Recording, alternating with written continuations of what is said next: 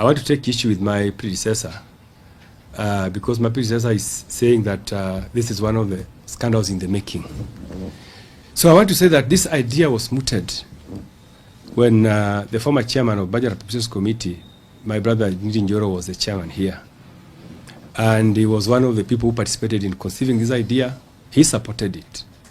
And as I believe today, and as he believed then, that this idea was going to help us resolve the challenges we're having in the sector, as I've explained.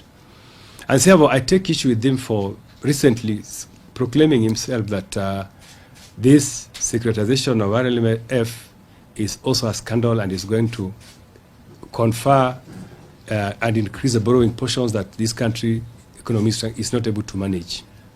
I want to say this for two reasons. One, I have looked at the performance of the resources that have been achieved from securitization of RMLF. And to date, as you're aware, because we are Kenyans, you know that contractors, most of them have gone back to the sites that they had abandoned over 1 year ago. Because we have done negotiations with the contractors, and some of them have agreed, actually most of them have agreed, first of all, to waive interest that they were charging on their balances. They did that, up to 40%.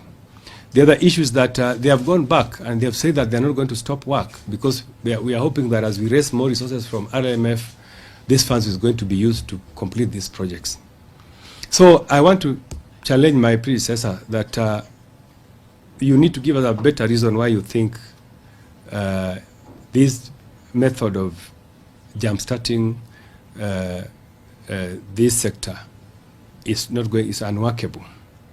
But from where I think, my view is that I think one of the reasons we are against this is because of the manner in which, the transparent manner in which this process is being done, and the fact that the resources that are being realized from securitization of RLMF is being spent equitably across the country.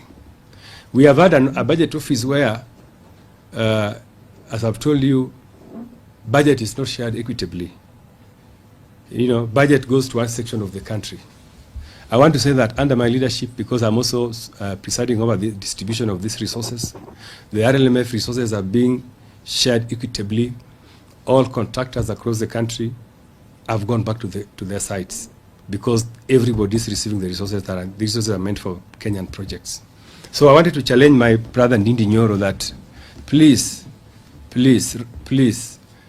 we beseech you to run away from tribal bigotry in sharing of natural resources. It cannot be about one tribe, it cannot be about one region. Allow the country to move on by embracing equitable sharing of public resources so that every part of this region can benefit, because this country belongs to all of us. I also want to add that in this financial year alone, we are going to spend about 1 trillion in interest payment for public debt. 1 trillion. 1 trillion. This is a substantial amount of money. It has never been spent before. Now, look at the amount of resources that we are going to, that would have been used to address the challenges we have in the education sector, in the health sector. Had Uhuru Kenyatta not mismanaged this economy, we would not be talking about 1 trillion being payment to interest payment. So even when people challenge us, when people challenge us and people challenge the government to show what they're doing with public resources, we want to challenge them, especially the people who are in government, the previous regime, that please, you should be ashamed of yourself.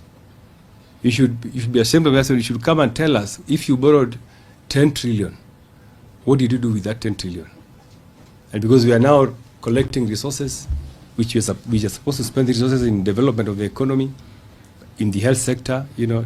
Today alone I have received about 600 SMSs from UHT staff that are asking me to provide resources for their confirmation. We cannot do this because we are spending all these resources in payment of interest on public debt.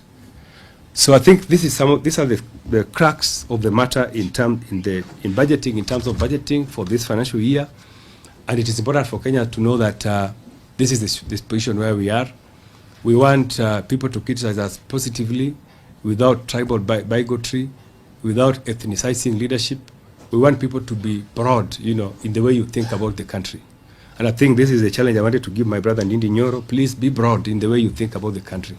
The fact that you are no longer the chairman of budget does not mean that you want to throw mud at everything that was done, even when you are here as the chairman, and you willingly put your signature on them. You supported them publicly, and you said these projects are good, these programs are good for the country.